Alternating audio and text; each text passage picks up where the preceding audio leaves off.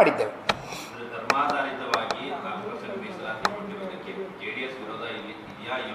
ಈಗ ಒಂದು ನಿಮಿಷ ಒಂದು ನಿಮಿಷ. ಈಗ ವೆಸ್ಟ್ ಬೆಂಗಾಲಲ್ಲಿ ಒಂದು ಹೈಕೋರ್ಟ್ ಜಡ್ಜ್ಮೆಂಟೇ ಇದೆ, ಧರ್ಮಾಧಾರಿತವಾಗಿ ರಿಲಿಜನ್ ಬೇಸ್ಡ್ ಯಾವುದೇ ರೀತಿಯಾದಂಥ ಮೀಸಲಾತಿಗಳನ್ನ ಕೊಡಕೂಡ್ದು ಅಂತಕ್ಕಂಥದ್ದು ವೆಸ್ಟ್ ಬೆಂಗಾಲ್ನಲ್ಲಿ ಒಂದು ಜಡ್ಜ್ಮೆಂಟೇ ಇದೆ ಹೈಕೋರ್ಟಲ್ಲಿ, ತೆಲಂಗಾಣದಲ್ಲಿದೆ.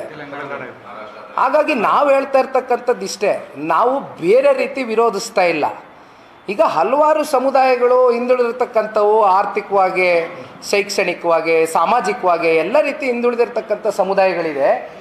ಯಾಕೆ ನೀವು ವಿಶೇಷವಾಗಿ ಬರೀ ಮುಸಲ್ಮಾನರಿಗೆ ಅಂತಕ್ಕಂಥದ್ದನ್ನೇ ಕೊಟ್ಟಿದ್ದೀರಿ? ಈಗ ಮೈನಾರಿಟೀಸ್ ಅಂದ ತಕ್ಷಣ ನೀವು ಕ್ಲೇಮ್ ಮಾಡ್ತೀರಿ, ಯಾಕೆ ಜೈನರಿಲ್ವಾ, ಬೌದ್ಧರಿಲ್ವಾ, ಕ್ರಿಶ್ಚಿಯನ್ರಿಲ್ವಾ ಅಂತ. ಯಾಕೆ ಅವ್ರಿಗೆ ಸ್ಪೆಷಲೈಸ್ಡಾಗಿ ಅವ್ರಿಗೆ ಯಾಕೆ ಕಾರ್ಯಕ್ರಮಗಳು ಕೊಟ್ಟಿಲ್ಲ? ಮತ್ತೆ ಯಾಕೆ ಅವ್ರಿಗೆ ಯಾಕೆ ಕೊಟ್ಟಿಲ್ಲ? ಮತ್ತೆ ಈ ಓಲೈಕೆ ರಾಜಕಾರಣ ಬಿಟ್ಟು ಕಾಂಗ್ರೆಸ್ಸು ಯಾರು ನಿಜಕ್ಕೂ ಹಿಂದುಳಿದಿರ್ತಕ್ಕಂಥ ಸಮುದಾಯಗಳಿದೆ ಅವ್ರ ಪರವಾಗಿ ನಿಲ್ತಕ್ಕಂಥ ಕೆಲಸ ಮಾಡಬೇಕು ಅಷ್ಟೇನಾ? ಈಗ ಮೇಕೆದಾಟು ವಿಚಾರವಾಗಿ ಸ್ಟಾಲಿನ್ ಅವರು ಅವಕಾಶ ಕೊಡಲ್ಲ ಅಂತ ಹೇಳ್ತಾರೆ. ಡಿ.ಕೆ. ಶಿವಕುಮಾರ್ ಅವರು ಸಭೆಗೆ ಹೋಗಿದ್ರು, ಶಾಲಾಕ್ಸ್ಕೊಂಡು ಬಂದ್ರು. ಈಗ ಆ ಸಭೆ ಆದ್ಮೇಲೆ ಮೇಕೆದಾಟಿಗೆ ಅವಕಾಶ ಕೊಡಲ್ಲ. ಕುಮಾರಸ್ವಾಮಿ ಮತ್ತೆ ದೇವೇಗೌಡರು ಕೂಡ ಪ್ರಶ್ನೆ ಮಾಡಿದ್ರು, ಡಿ.ಕೆ. ಶಿವಕುಮಾರ್ ಬದಲಾದ ಅನುಮತಿ ಕೊಡಿಸ್ತೀವಿ ಅಂತ. ಈಗ ಅವರು ಆಪ್ತ ಮಿತ್ರರೇ ಕೊಡ್ತಾ ಇಲ್ಲ. ಈಗ ಇವೆಲ್ಲ ವಿಚಾರ ಕೂಡ ಇಂಟರ್ಸ್ಟೇಟ್ ಏನು ನೀರಾವರಿ ಹಂಚಿಕೆ ವಿಚಾರ ಇವತ್ತು ಕೋರ್ಟ್ನ ಮೆಟ್ಲೇರಿದೆ ಹಲವಾರು ವರ್ಷಗಳಿಂದ. ಇವೆಲ್ಲವೂ ಸುಗಮವಾಗಿ ಬಗೆಹರಿಬೇಕು ಅಂತಕ್ಕಂಥ ಮನಸ್ಸು INDI ಏನದು ಮಿತ್ರಕೂಟ ಮಾಡ್ಕೊಂಡಿದ್ದಾರಲ್ಲ, ಕಾಂಗ್ರೆಸ್ಸು ಭಾಗವಾಗಿದ್ದಾರಲ್ಲ ಇವತ್ತು ಸ್ಟಾಲಿನ್ ಜೊತೆ, DMK ಜೊತೆ, ಅವರು ಕೂಡ ಮನಸ್ಸು ಮಾಡಿ ಕೂತ್ಕೊಂಡು ಅವ್ರ ಜೊತೆ ಚರ್ಚೆ ಮಾಡಿ ಸೌಹಾರ್ದಿತವಾಗಿ ಇವೆಲ್ಲವನ್ನು ಬಗೆಹರಿಸ್ತಕ್ಕಂಥ ಕೆಲಸ ಮಾಡಬೇಕು. ಇಲ್ಲಿ ನಾವು ಯಾವುದೇ ಪಕ್ಷ ಅಂತಕ್ಕಂಥ ತಾರತಮ್ಯ ಮಾಡ್ತಕ್ಕಂಥಕ್ಕೆ ನಾವು ಸಿದ್ಧ ಇಲ್ಲ.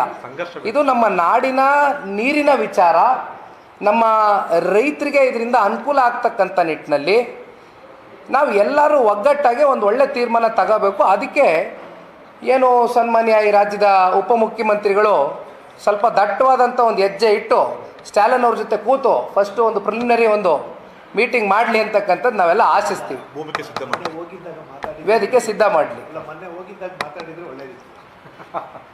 ಮೊನ್ನೆ ಶಾಲಾಕ್ಸ್ಕೊಂಡು ಬಂದಿದ್ದಾರೆ ಫಾರ್ಮಲ್ ಮೀಟಿಂಗ್.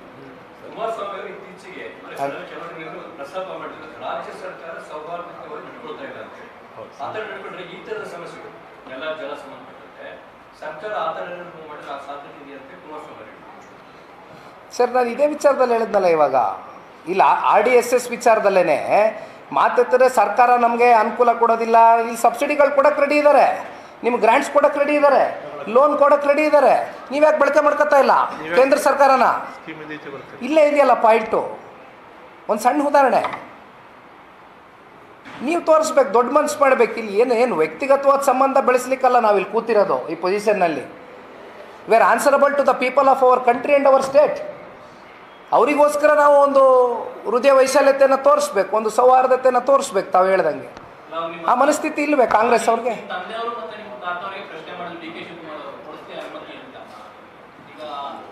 ಸರ್, ನಾವು ಎಲ್ಲದಕ್ಕೂ ರೆಡಿ ಇದ್ದೀವಿ ಸರ್. ನಾಡಿನ ನೆಲ, ಜಲ, ಭಾಷೆ ವಿಚಾರಕ್ಕೆ ಸಂಬಂಧಪಟ್ಟಂತೆ ವಿ ಆರ್ ಆಲ್ವೇಸ್ ರೆಡಿ. ನಾವು ಯಾವ ಹಂತಕ್ಕೆ ಬೇಕಾದರೂ ಹೋಗ್ತೇವೆ. ಒಟ್ಟಾರೆಯಾಗಿ ಅವರು ಕೂಡ ಒಂದು ಹೆಜ್ಜೆ ಮುಂದಿಡಿಸ್ಲಿ. ಅವರ ಏನು ಮಿತ್ರ ಪಕ್ಷದ ಒಂದು DMK ಇದ್ದಾರೆ, ಅವರ ನಾಯಕರು ಒಂದು ಹೆಜ್ಜೆ ಮುಂದೆ ಬರಲಿ, ಅವರು ಕೂಡ ಪ್ರಯತ್ನ ಮಾಡಲಿ. ನಾವೆಲ್ಲ ಸೇರಿ ಒಟ್ಟಾಗಿ ಪ್ರಯತ್ನ ಮಾಡೋಣ. Thank you.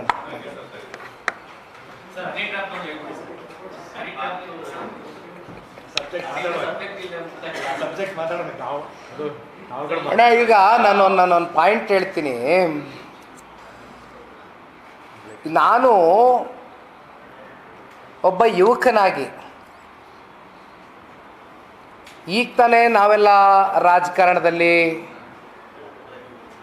ಬರಬೇಕು, ನಮ್ಮಂಥ ಯುವಕರುಗಳು ಇನ್ನೂ ಸಹಸ್ರಾರು ಸಂಖ್ಯೆಯಲ್ಲಿ ರಾಜಕಾರಣಕ್ಕೆ ಬರಬೇಕು ಅಂತಕ್ಕಂಥ ಬೈಕೆ ಇಟ್ಕೊಂಡಿರ್ತಕ್ಕಂಥ ಯುವಕರು ನಾವೇನು ಅಪೇಕ್ಷೆ ಪಡ್ತಾ ಇದ್ದೀವಿ ಅಂದರೆ, ಸದನದ ಒಳಗಡೆ ಎಂತೆಂಥ ಮಹನೀಯರು, ಪುಣ್ಯಾತ್ಮರು, ಎಂತೆಂಥ ಅದ್ಭುತವಾದಂಥ ಆಡಳಿತವನ್ನು ಕೊಟ್ಟಿರ್ತಕ್ಕಂಥ ಆಡಳಿತಗಾರರು ಒಂದು ಇತಿಹಾಸ ಇದೆ. ನಮ್ಮ ವಿಧಾನಸೌಧ ದೇವಾಲಯ ಇದ್ದಂಗೆ. ಇಂಥ ದೇವಾಲಯದಲ್ಲಿ ಇವತ್ತು ಬೆಳಗ್ಗೆ ಮನಿ, ಸಂಜೆ ಹನಿ. ಮನಿ ಹನಿ ಸರ್ಕಾರ ಆಗೋಗಿದೆ. ಇದು ವಿಪರ್ಯಾಸ ರೀ. ನಮ್ಮಂಥ ಯುವಕರಿಗೆ ಸ್ಫೂರ್ತಿದಾಯಕವಾದಂಥ ಒಂದು ವಿಷಯಾಧಾರಿತವಾದಂಥ ಚರ್ಚೆಗಳು ಮಾಡಿದಾಗ ನಾವು ಅದನ್ನು ಬಯಸ್ತಾ ಇದ್ದೀವಿ. ಬಟ್ ನಮ್ಮ ರಾಜ್ಯ ಎಲ್ಲಿಗೆ ಬಂದಿದೆ ಅಂದರೆ ಸರ್ಕಾರ ಬೆಳಗ್ಗೆ ಮನಿ, ಸಂಜೆ ಹನಿ, ಮನಿ ಹನಿ ಸರ್ಕಾರ.